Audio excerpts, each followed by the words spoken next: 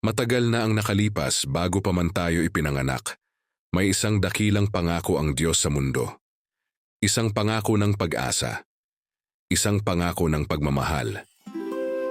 Sa isang maliit na bayan na tinatawag na Bethlehem, magsisimula ang isang kwento na magbabago sa puso ng mga bata at matatanda. May isang dalagang mabait at masunurin sa Diyos. Ang pangalan niya ay Maria. Isang araw habang siya ay nananalangin, isang anghel ng Diyos ang nagpakita sa kanya. Huwag kang matakot, Maria. Ikaw ay pinili ng Diyos. Magkakaroon ka ng isang sanggol. Ang kanyang pangalan ay Jesus. Siya ang magiging tagapagligtas ng mundo. Bagamat nagulat, nagtiwala si Maria sa Diyos. Ako po ay lingkod ng Panginoon. Si Jose, ang mapagmahal na asawa ni Maria, ay nalungkot at nag-alala.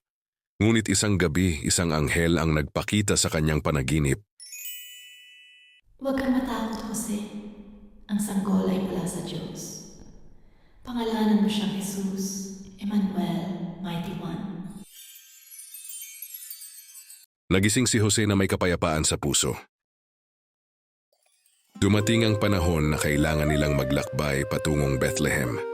Mahaba ang daan, mabagal ang lakad, ngunit kasama nila ang Diyos sa bawat hakbang. Sa ilalim ng mga bituin, naglakbay sila ng may pananampalataya.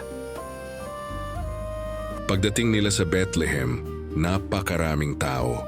Kumatok sila sa isang bahay, at isa pa, at isa pa.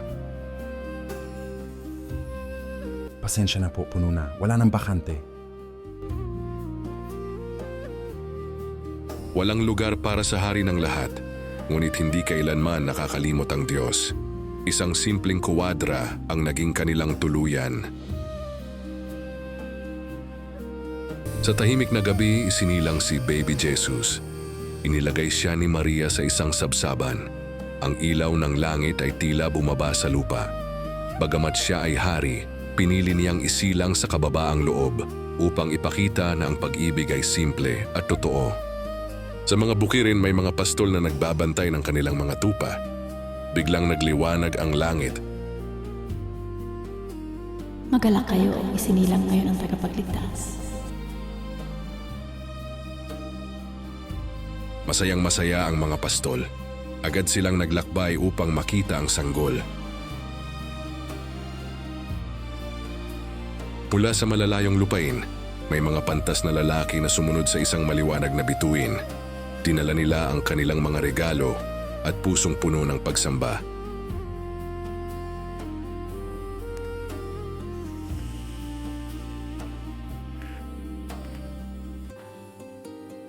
Ang kapanganakan ni Jesus ay regalo ng Diyos sa ating lahat. Isang paalala na mahal tayo ng Diyos, malaki man o maliit. At hanggang ngayon, si Jesus ay nagmamahal, gumagabay, at laging kasama natin.